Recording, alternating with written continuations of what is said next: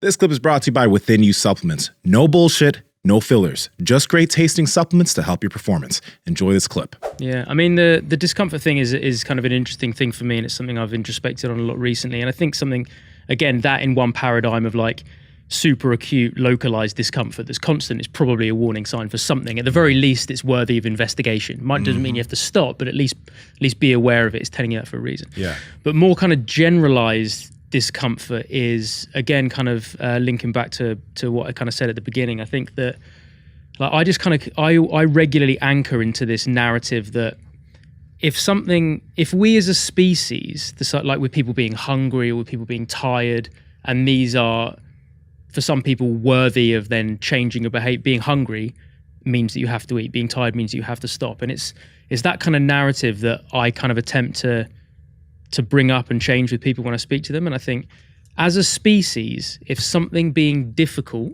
was a good enough reason not to do it, we'd be fucked. Oh yeah. We wouldn't be here. We wouldn't be here, right? It's like, oh, I can't do this because it's hard.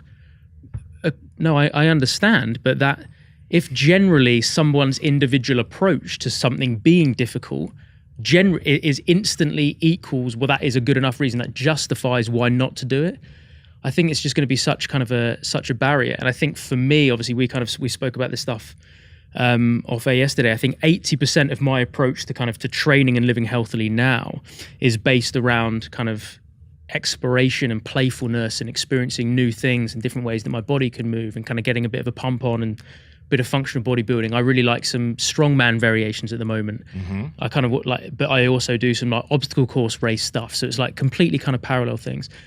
80% of it to 90% of it is that, but the 10 to 20% of the rest of it is I do have this strange inclination to put myself in positions that are a little bit more uncomfortable, not in a damaging way, but as an example, one of the things that is really, really good, has kind of really helped me, is getting back into nature, putting a heavy bag on my back and just going on this hike through it, and my feet start to hurt and my back start to hurt.